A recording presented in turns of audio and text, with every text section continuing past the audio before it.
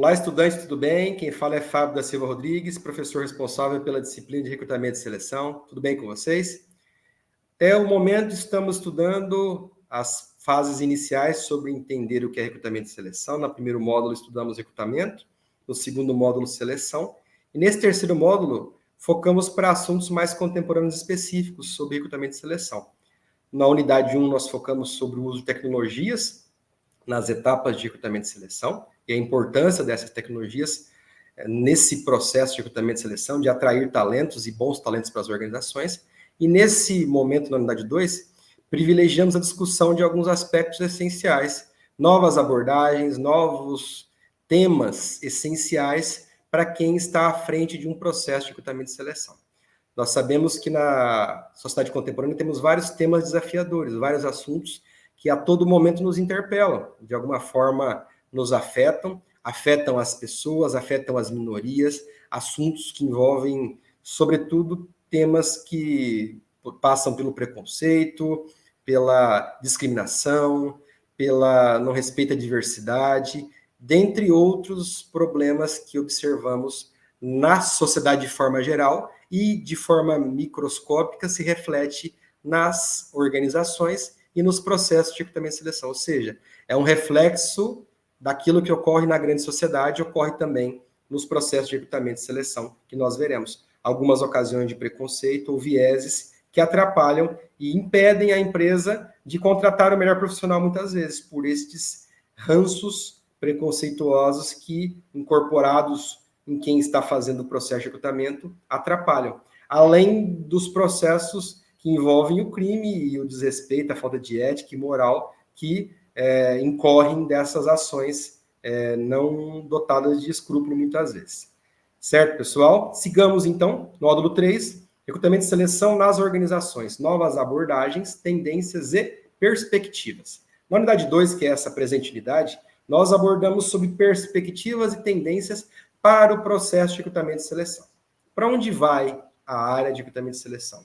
Quais são as demandas contemporâneas atuais e qual é a tendência de discussão? Ninguém tem bola de cristal, não tem como a gente prever como serão os próximos passos, mas a gente costuma entender o que vai afetar o presente e o futuro mais próximo de quem está à frente de um processo seletivo, de quem recruta profissionais e seleciona profissionais para trabalhar nas empresas, que no caso são vocês, profissionais de gestão de pessoas, ou administradores que exercem essa função específica. Tá ok? A gente introduziu o assunto, contextualizando essa discussão. A gestão de pessoas, como a gente vem falando, ela deve ser fonte de vantagem competitiva, isso sempre. Eu bato na tecla, né? Ela não é simplesmente uma área funcional, preencher cargos vagos. Não, eu devo buscar competências e talentos para compor o meu banco de talentos, meu banco de colaboradores. O recrutamento e seleção são essenciais ao processo de atração e retenção de talentos. Eu tenho que atrair e reter bons talentos na minha organização. Essa é a função do recrutamento e seleção. Eu não devo simplesmente preencher cargos vagos, como eu acabei de dizer. Os recursos tecnológicos, eles potencializam esse processo de recrutamento e seleção. Então, a tecnologia, como a gente viu na unidade anterior, ela facilita, ela otimiza a relação tempo-espaço para você conseguir melhorar e tornar menos custoso, ou seja, menos caro esse processo de recrutar e selecionar pessoas para as organizações. Deve-se buscar competências e talentos, atrair pessoas qualificadas para compor o seu banco de talentos. Por exemplo, que eu sempre dou é do time de futebol, né? Você quer contratar um jogador para melhorar a qualidade, elevar a qualidade da sua equipe de esportes, né? Sua equipe de futebol. Então, a mesma ideia é contratar alguém, é buscar atrair pessoas mais talentosas. Recrutamento e seleção não se resume a preencher cargos vagos, não é a questão funcional apenas do recrutamento e seleção. Não, ela tem que ter uma visão estratégica de médio e longo prazo. Na sociedade contemporânea surgem novas demandas. A gente percebe que novas demandas surgem. É a tecnologia que a gente viu que ela é importante, mas para facilitar o processo, a gente não pode estar alheio a esse processo. Porém, tem questões novas que surgem nesse contexto que impactam as organizações e quem está à frente de um processo de recrutamento e seleção. Questões como diversidade, inclusão, gênero, etarismo, cultura, etc. Ali teriam vários outros, faltou colocar o etc. ali, porque são vários temas correlatos que geralmente envolvem minorias que de alguma forma são excluídas ou devem ser incluídas ao processo. Devem ser reparados erros históricos e incluir pessoas que não foram incluídas ou que ao longo do tempo sofreram, né, preconceitos ou diversas discriminações, e nós veremos isso nas próximos slides. Nesse mesmo contexto de entender como funciona o recrutamento e seleção nessa nova sociedade, onde a gente tem a tecnologia como um pano de fundo e novas demandas, como nós vimos, né, que são importantes para entender como eu atuo enquanto profissional de gestão de pessoas nesse contexto, alguns desafios são nos impostos. O primeiro dele, né, atrair os talentos que a empresa precisa. Eu devo ser atrativo no meu processo de recrutamento e seleção. Devo atrair pessoas competentes e qualificadas para ocuparem os cargos e para compor o banco de talentos, devo buscar pessoas competentes. Então, eu devo fazer um processo baseado na competência, buscando competências que preciso para melhorar a qualidade da minha equipe de trabalho. Tornar o recrutamento e seleção mais inclusivo. Esse é um aspecto importante. Eu tenho que torná-lo mais inclusivo, tanto no aspecto que envolva a tecnologia, de inserir os excluídos digitais nesse processo de alguma forma, mas atrair pessoas diversas para o meu processo seletivo.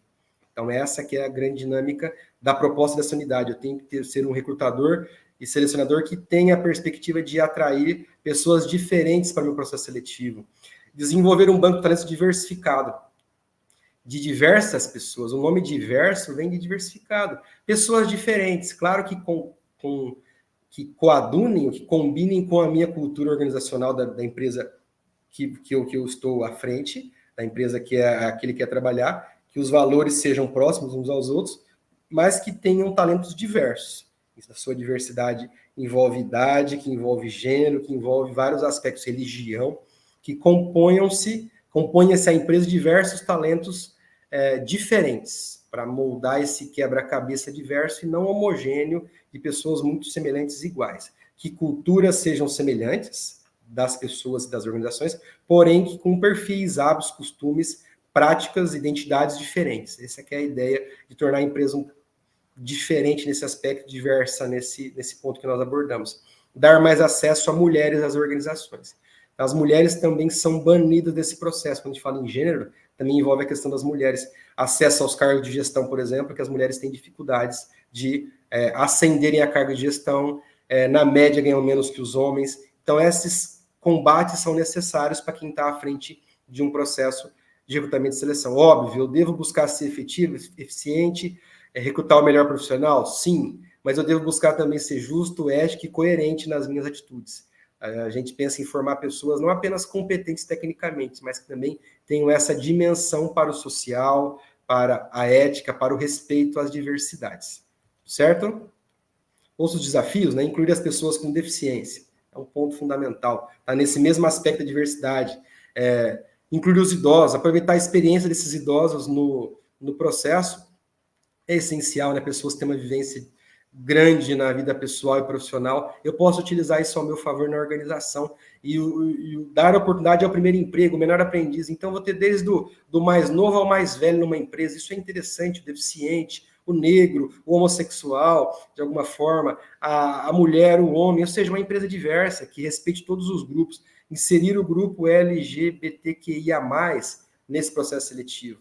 Eu devo buscar reparar erros históricos, né, equilibrar as relações de recrutamento e seleção na minha organização. Devo incluir estrangeiros e trabalhadores de outras regiões. Então, o preconceito contra estrangeiros, as xenofobias presentes e trabalhadores que são de outras regiões. Uma pessoa vem de uma outra região que não é região sudeste ou centro-oeste. Eu tenho já um preconceito, veio do norte e nordeste. Isso é muito comum no Brasil, preconceito com a região nordeste. Então, é algo absurdo que acontece e a gente percebe isso de forma muito clara. A gente não pode permitir, não pode tolerar essas situações. Então, incluir trabalhadores estrangeiros, por exemplo, haitianos, é muito comum, né? Eu sou de Maringá, no Paraná, uma indústria de frango, ela costuma contratar vários profissionais haitianos. Então, tem uma dificuldade de contratar colaboradores de forma geral. Às vezes, até comentei em outra aula, passava carro de som recrutando trabalhadores, e ela contrata, em boa parte, profissionais que são estrangeiros. Se não me falha a memória, haitianos, um grande conjunto de haitianos que trabalham nessa empresa de frango, uma indústria que produz carne de frango lá em Maringá, um frigorífico de frango. Então, é interessante a gente entender que tem que atrair pessoas de outras regiões também, para tornar o processo mais heterogêneo, mais diferente, mais diversificado. O resultado do trabalho será melhor, porque principalmente os clientes, os consumidores, se verão nesses diversos perfis diferentes. É isso que é importante. Então, o idoso vai se ver no idoso, o jovem vai se ver no jovem, e a gente tem várias diferenças, né, nesse aspecto aí. Nesse mesmo contexto, esse ambiente conflituoso que a gente vive, no sentido de diversas novas demandas que tem que haver um cuidado de quem está à frente de um processo seletivo, ele é espinhoso porque você tem que ter o cuidado para gerenciar essas diversas situações, e a ética necessária e a habilidade para conduzir os processos, porém ele gera também grandes oportunidades, ou seja, tem desafios de um lado, que a gente acabou de ver, mas oportunidades que a gente tem também para explorar, para melhorar a qualificação do nosso banco de talentos, do nosso grupo de trabalho, da nossa equipe de trabalho. Primeiro deles, aumentar a qualidade e diversidade do banco de talentos. É um grande ganho. Eu posso, com essa busca de resolver problemas, alguns a lei determina que tem que ser, por exemplo, a inclusão de deficientes na empresa, PCDs, melhor dizendo, desculpa a expressão, a inclusão de pessoas com deficiência na empresa. Esse aspecto ele é essencial. Então, incluir pessoas com deficiência, além do que a lei permite. A lei obriga, ótimo, mas eu buscar um banco de talentos, ou um grupo de trabalho de pessoas diverso na minha organização. Eu aumento a qualidade e diversidade quando eu amplio esse radar de recrutamento para vários setores da sociedade. Agregar competências diferentes. Eu trago competências diferentes. Por exemplo, uma pessoa mais experiente, um 60 a mais, que já foi gerente de uma empresa, gerente de banco, e ele tem uma experiência, mas ele aposentou, não quer ficar parado. Pode ser que ele aceite trabalhar numa outra organização, num cargo até inferior, porque ele já está aposentado, né? Mas ele gosta de ficar ocupado, ele gosta de conversar com as pessoas, passar suas experiências. Ele vai ajudar a treinar no cotidiano os outros trabalhadores. Ele vai ajudar os mais novos a entenderem a cultura da empresa, a cultura de respeito, que é muito mais, talvez, evidente em pessoas mais experientes, né? Então os jovens aprendem também, né? A forma adequada de se tratar é essa, a forma respeitosa. Então passa por esse processo de aprendizagem coletiva na organização. Reduzir o viés cognitivo e preconceitos é fundamental a gente reduzir isso, né? Todo viés cognitivo, né, que a gente tem do que eu penso, um viés inconsciente que nós veremos à frente, que me torna preconceituoso por algo que eu acredito, eu imagino que tal pessoa seja um melhor profissional só pela cor dele, ou porque ele é homem e não é mulher, ou porque ele é mais novo e o outro é mais velho, então mais novo vai ser melhor. Por quê? Baseado no preconceito. Embora eu não admita isso enquanto recrutador objetivamente, sou preconceituoso, inconscientemente existe um viés inconsciente cognitivo que me diz, me aciona algo que me diz que aquele é melhor que o outro, sem aprofundar isso nos testes, como nós vimos nas aulas anteriores. Então, deve ser técnica a abordagem. Desenvolver a cultura organizacional, porque ele aprimora a própria cultura da empresa, tendo pessoas diferentes, melhora a abrangência dessa cultura, aprimora a imagem da organização também, a forma como os clientes e os investidores, a sociedade vê a minha empresa, ela fica melhorada, porque as pessoas percebem que eu sou uma empresa também que respeita as diferenças. Eu acho interessante quando eu vou no mercado, que eu sou acostumado a ir, lá tem pacoteiros mais experientes, né? Pessoas 60 a mais, provavelmente aposentados, não sei, mas que é muito interessante, eu acho legal demais, porque eles conversam, eles trocam ideias, o time deles é outro, né? Menos afoitos que os mais jovens, conversam, colocam a mercadoria na sacolinha, trocam uma ideia com a gente, como a gente fala popularmente, conversam com a gente, isso é muito interessante. Então eu valorizo essa forma, eu como cliente valorizo também, sobre o outro lado da esfera, né? Consigo perceber que é uma empresa que valoriza as pessoas diversas, isso que é interessante. Modernizar a organização, uma organização que vai estar atenta às novas demandas da sociedade. Então não é só a tecnologia para tornar a empresa mais moderna, não, é atender também essa demanda da diversidade, tornar a empresa mais diversa, que se inicia lá no processo de recrutamento e seleção. Chamar e contratar pessoas diversas para o processo seletivo, com a mesma competência, isso é importante. A competência não saiu de moda, não. A pessoa tem que ser competente, tem que saber fazer. O que deve acontecer é que esses fatores da diversidade não devem ser empecilhos para a contratação de alguém. Ampliar o olhar para outros segmentos de mercado, você amplia a sua visão para outros segmentos, outras organizações, busca pelo processo de benchmarking, né? Ver como os outros fazem e aprender com os outros também, e aprendendo, você trazendo para a sua empresa e aprimorando no dia a dia da organização. Cria uma cultura baseada em valores como respeito, onde você tem mais jovens e mais velhos, por exemplo, baseado no respeito, homens e mulheres, baseado no respeito para o alcance, por exemplo, de cargos de gestão para homens e mulheres. Da mesma forma, pessoas com deficiência, da mesma maneira. A ideia é tentar fomentar essa cultura de respeito na própria organização. Nesse mesmo contexto, as perspectivas e tendências para recrutamento e seleção. Nessa mesma abordagem, a gente caminha para entender, não de forma profética, como eu comentei, que ninguém tem bola de cristal para prever o futuro, mas tentar projetar como é o hoje modificado, e como serão os próximos anos e que afeta as organizações e os profissionais que trabalham com recrutamento e seleção. Primeiro, as pessoas, as famílias e as organizações são diferentes. O contexto de família dos anos 80 que nós tínhamos, 90, já foi começando a modificar, é diferente da família de 40 anos atrás, como eu disse, o de hoje. As composições das famílias não são mais tradicionais, né? Nem todas as famílias são da forma como eram há 40 anos atrás. Isso passa pela questão de gênero, questão de constituição de famílias, de ter ou não filhos. Então, são vários aspectos que tornam as famílias diferentes. Então, se as famílias são diferentes, as pessoas são diferentes. Os filhos dessa geração atual, de famílias constituídas nos anos 90, são diferentes dos filhos nascidos nos anos 80, por exemplo. Então, são gerações diferentes, a gente tem que trabalhar de forma harmoniosa com essas diferentes gerações. A sociedade contemporânea tende a valorizar as diferenças. Então, os novos costumes, os novos comportamentos dos novos consumidores, dos novos cidadãos, mais antenados com questões como meio ambiente, bem-estar animal, respeito às diferenças, é o mesmo grupo de pessoas que valoriza essas diferenças. Então, isso é importante. No mercado de capitais, para venda de ações de empresas que têm capital aberto, né, as empresas SAs, aquelas que vendem uma ação lá na Bolsa de Valores, se valorizam as diferenças, então é importante ter esse cuidado também. Aumenta-se a pressão para empresas inserirem pessoas de todas as características em seu banco de talentos. Como a gente viu, pessoas diversas. Pessoas são pessoas. Esse que é o mais importante. Elas têm competências, elas têm capacidade de aprender, elas têm possibilidade de desenvolverem o trabalho de forma competente e eficaz, independente de qualquer aspecto do seu gênero, da sua cor, da sua condição física. As pessoas são dotadas de competência. Esse que é o recado mais importante nesse momento. Ainda sobre as perspectivas e tendências, não é? As leis avançam, o chamado aparato institucional, as regras do jogo. As leis, elas avançam, elas partem para cada vez mais criarem leis que favoreçam ou incluam essas pessoas, corrijam erros históricos. As leis que eu comentei agora há pouco de PCD. Então, pessoas com deficiência. É importante que as empresas saibam que existem leis que, a partir de X funcionários, elas são obrigadas a contratar pessoas com deficiência, mas é interessante a empresa que faz isso além do que a lei permite. Isso é excepcional.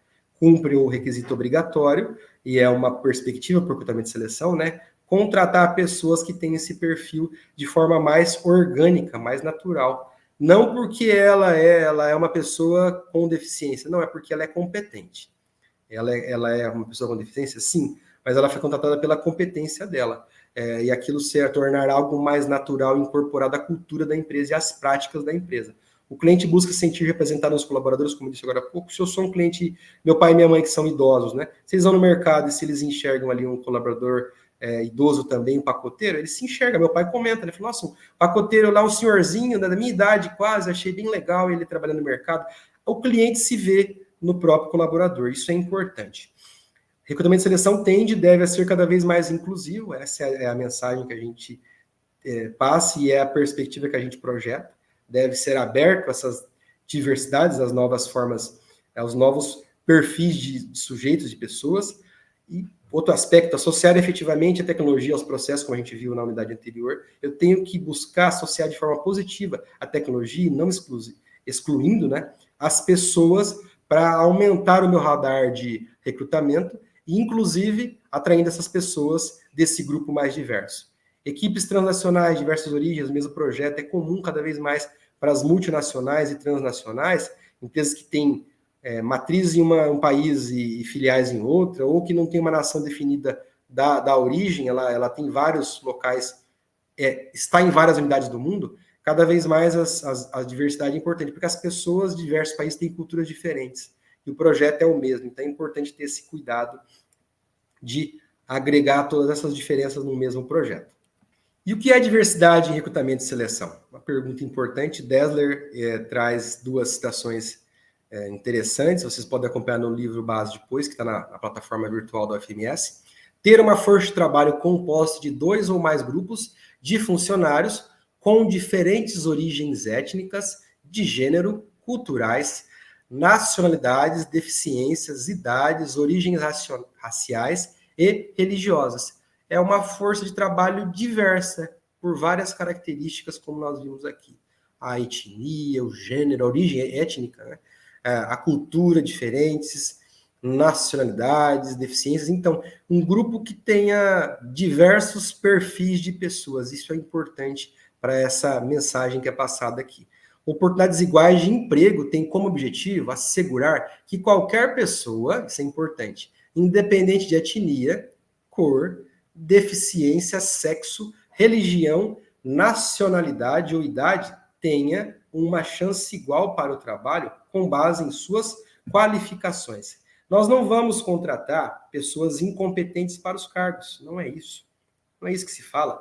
Buscar pessoas qualificadas, essa é a mensagem, né? Pessoas qualificadas, com um currículo adequado, com boa formação, com competência profissional para ocupar a função e o cargo que ela se candidata a ocupar, porém, que os fatores citados acima não sejam empecilhos. As oportunidades devem ser iguais. Não devo discriminar as pessoas por qualquer destes itens acima identificados que representam os que nós chamamos de diversidade. Tudo bem?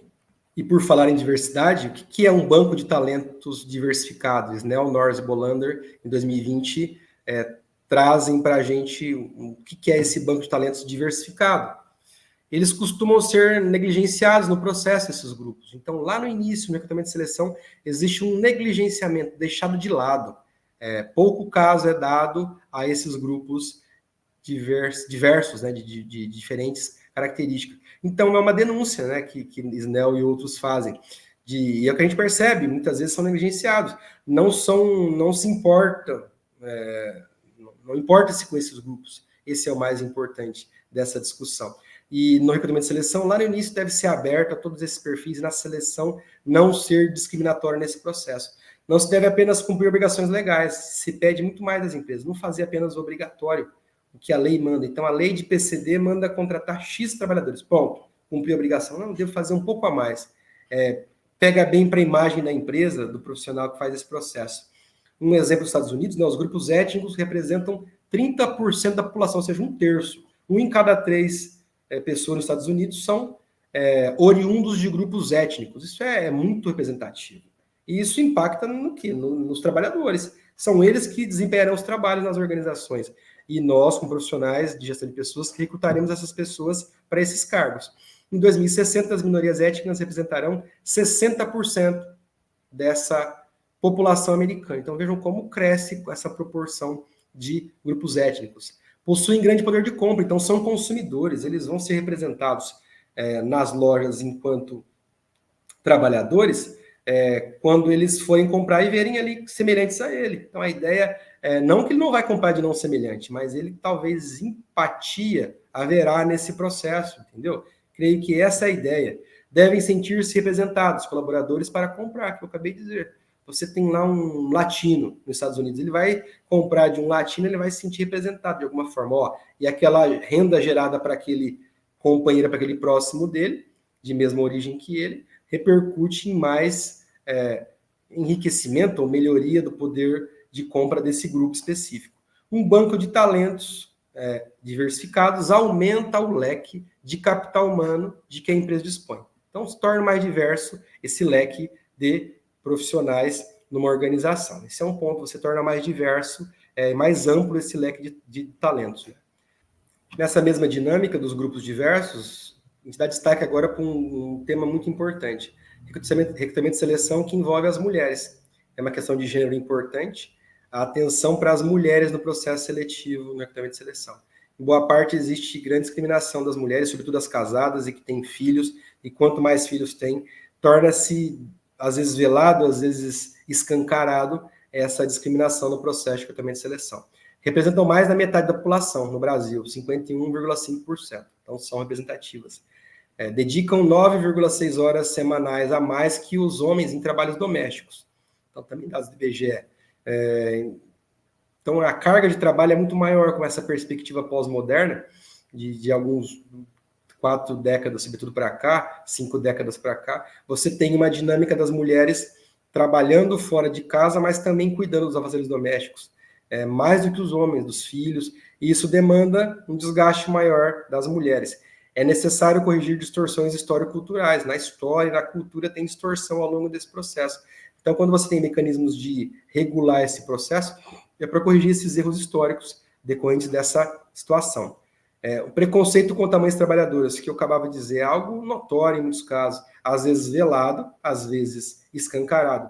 Um caso, uma pessoa muito próxima a mim, né, foi participar do processo seletivo de uma instituição financeira e lá, de certa forma, o fato de ser mulher, o fato de ser casada, de ter 3 filhos, e de não ter menos de 30 anos, pesou para ela, porque o recrutador falava, a gente tem interesse de aumentar a nossa idade, a média de idade de trabalhadores, então você vai ser interessante para compor esse banco de talentos. Falou de uma forma bonita, mas foi discriminatória. Com você que tem mais experiência, né, que já é mais rodada, tem mais de 30 anos. Poxa, meu Deus do céu, que despreparo da pessoa que está à frente do processo. Então, nessa condução de uma entrevista, tem que ter um cuidado para respeitar, como a gente viu agora há pouco na definição, de forma igualitária. Você tem filhos. Quem leva os filhos quando ele fica doente para o trabalho? Meu marido leva e tal, eu fico mais tranquilo, ele consegue levar para mim.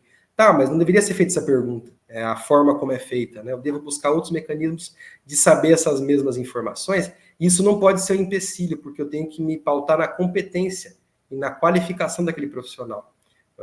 E esse é um aspecto essencial. Então, o preconceito contra mulheres é muito grande. Os homens ganham 23,4% a mais que as mulheres, segundo pesquisa do PNAD e IBGE. 6 em cada 10 cargos de chefia são ocupados por homens. Então, outro ponto essencial. Os homens ocupam estes cargos de 6 em cada 10. Tem uma distorção. Se tem mais mulheres que homens, por que mais homens ocupam os cargos de gestão? Nas gerências gerais, as mulheres ocupam 24,5% dos cargos. De forma geral, gerências gerais, né? Da lista Fortune 500, apenas 23 mulheres eram gestoras. De 500 empresas das maiores do mundo, da Fortune, 23 apenas eram mulheres gestoras. Os demais, 400 e tanto, eram homens em 2014. Auditoria interna e compliance são aliados da promoção interna. Então, auditorias internas facilitam ou buscam minimizar esse impacto das mulheres, desse preconceito contra as mulheres, sobretudo em ascensão a cargos. E o compliance, as políticas de concordância interna, né, o termo em português agora me fugiu, mas o compliance, que é essa busca de alinhar e tornar claro esse código de ética da empresa, de conduta, do que pode e o que não pode, inclusive de não permitir práticas preconceituosas, desrespeitosas, mas a ideia do compliance é a mesma ideia de monitoramento e de controle para evitar distorções de qualquer natureza na empresa. Gêneros na imagem de Feijó, cargos de gerência, homens e mulheres. Então, ali, daquela estatística anterior, né, de 6 em cada 10, 60% então são homens que ocupam esses cargos de gerência. Diferente salário, como a gente comentou, também baseado no PNAD IBGE, Feijó nos apresenta. Então, de 2012 para 2022, 10 anos, teve uma queda de 33% da diferença salarial de homem para mulher para 23%, 10%. É bom, mas ainda é suficiente? Não. Ainda existem distorções a serem corrigidas nesse processo. É um caminho, é um processo que ocorre ao longo do tempo. A recrutamento de seleção, agora eu vou falar sobre a questão de pessoas com deficiência, que é um aspecto importante também. A gente falou sobre a mulher, que é fundamental, mas as pessoas com deficiência também é um outro grupo de interesse dessa discussão. A Lei 8.213/91 é a lei de cotas para pessoas com deficiência. Então, elas surgem na última metade do século XX, pouco tempo, né, historicamente, é pouco tempo demais, a lei de cotas para pessoa com deficiência. É a lei que obriga empresas a partir de certo porte, serem obrigadas, por lei, a contratarem pessoas com deficiência. As empresas com mais de 100 empregados devem preencher de 2 a 5% dos seus cargos com PCDs ou reabilitados, pessoas com deficiência ou reabilitadas, aqueles que querem voltar para o mercado. Descumprimento é uma multa que pode chegar a R$ 265.659,51. Essa é a multa para quem descumpre essa exigência legal. E como uma tabela ali que a gente tem, que eu trouxe, ela mostra como funciona. Até 200 empregados, você tem um percentual de 2% dessa força de trabalho tem que ser de pessoas com deficiência. De 201 a 500 pessoas, 3% de colaboradores PCDs. De 501 a 1.000 colaboradores, 4% devem ser preenchidas com PCDs. E acima de 1.000, 5% é a exigência legal para esse aspecto. Mas, como eu disse em outro momento, o mais interessante é não simplesmente cumprir só o que ele determina, e não contratar a pessoa só porque ela é PCD. Contratá-lo pela competência, e se o fato de ser PCD vai entrar na média, obviamente que vai, na exigência. Porém, não contratar apenas o limite que a lei permite, né? Claro que a lei obriga o limite, por questão de política da empresa, você pode obrigar fazer o que a lei obriga, porém, limitar-se só a isso pode ser pouco, né? Então, para a empresa fazer algo a mais e para o selecionador também fazer algo a mais para corrigir, ajudar a corrigir esses erros históricos, é importante a gente contratar talvez um pouco a mais até do que a lei permite e obriga, melhor dizendo, que obriga. Além da questão de gênero trazido, das mulheres, as pessoas com deficiência, outro ponto que eu trago para a discussão aqui, a gente não consegue trazer todos, porque são muitos pelo tempo da aula, recrutamento de seleção para idosos, as pessoas da terceira idade. A gente tem casos nos textos base, onde trazem exemplos americanos. Então, nos Estados Unidos, veteranos de guerra são recrutados para trabalhar nas empresas, porque eles têm grandes experiências de diversas situações, né? Quem participou de uma guerra, por exemplo, do Kuwait, ele tem uma guerra que ele participou, mais antiga, do Vietnã, né? Hoje seria do Kuwait mesmo, né? Então, você teria ali pessoas experientes, ou de alguma missão militar fora do país. Ele tem uma experiência que pode servir para os outros colaboradores, de liderança, que seria importante. A expectativa de vida, no caso brasileiro, vem aumentando. Cada vez mais as pessoas vivem mais. Junto com esse aumentar a expectativa de vida, vem o aumento das despesas. A pessoa vive mais, durante mais tempo, e ela tem ganhos insuficientes, porque talvez aposenta com 4 salários mínimos e ao longo do tempo o valor vai caindo.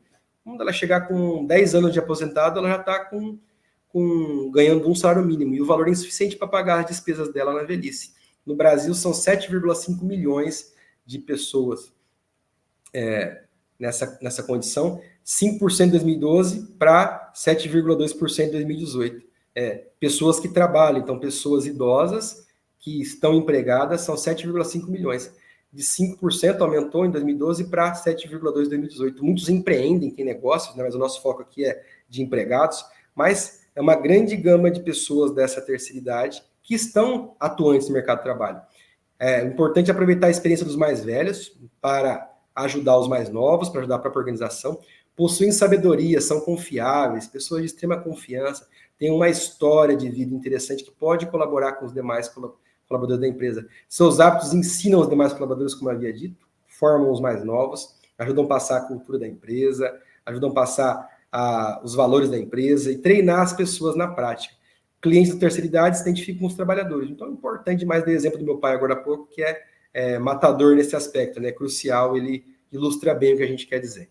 Ponto importante para a gente citar também nesse aspecto, não falando em casos específicos, mas de forma geral sobre discriminação, redução do viés inconsciente. O que são os viés inconscientes? Percepções tendenciosas surgidas de modo inconsciente. A gente falou lá atrás um pouco sobre aqueles preconceitos que existem em nós, mesmo que nós não admitamos. E, às vezes, no processo seletivo, nós, como recrutadores e selecionadores, tenhamos esse problema do viés inconsciente, algo que está dentro de nós, que nos diz que tal candidato é melhor do que o outro. E pode influenciar esse processo seletivo. Representa a perda de talentos por julgamento inadequado. A gente pode perder bons talentos porque a gente julga as pessoas de forma inadequada. Então, alguns tipos desses vieses inconscientes que nós podemos trazer para vocês, são vários, mas eu trouxe 3 aqui para a gente ilustrar. o viés da afinidade, quando eu tendo, enquanto selecionador, a avaliar positivamente somente pessoas que têm perfil semelhante ao meu. E é um erro comum. Eu procuro privilegiar no processo seletivo, mesmo de forma inconsciente, pessoas que pensam como eu penso. Existe uma consonância de valores, interesses e bate com aquilo que eu penso. E eu tendo a valorizar isso mais do que outras características, por exemplo, a competência, que seria mais importante. O viés da percepção. Eu tiro conclusões precipitadas acerca de alguém, de um candidato, a partir de suposições, aquilo que eu acho, que eu acredito, sem uma base concreta. E eu sou preconceituoso. Vou dar um exemplo, não sei se é o melhor exemplo, eu posso perceber que a pessoa usa um piercing, ou porque ela é tatuada. E eu julgar, a partir daquilo, que por ela ter um piercing ou por ela ser tatuada, ela tem um tipo de comportamento que não é adequado com a minha empresa. Então, pode ser um viés inconsciente baseado no preconceito visual, né? Que é o da aparência, que é o próximo também. Preferir alguém por estar dentro de um padrão esteticamente social, estético socialmente apreciado. Então, eu, pela percepção, e conclui-se com o da aparência, né? Então são muito próximas. Eu posso pegar alguém que tem um estereótipo mais semelhante àquilo que se aproxima do que eu acredito, do que eu penso como certo, como correto, como justo. Então, se eu talvez tenha alguém ali com uma tatuagem ou alguém com um piercing, eu tendo a julgar que ele não é adequado para a vaga porque ele tem uma postura visual diferente daquilo que eu acredito como adequado. Aí vem a questão, né? Daniel Kahneman nos explica como reduzir o viés inconsciente.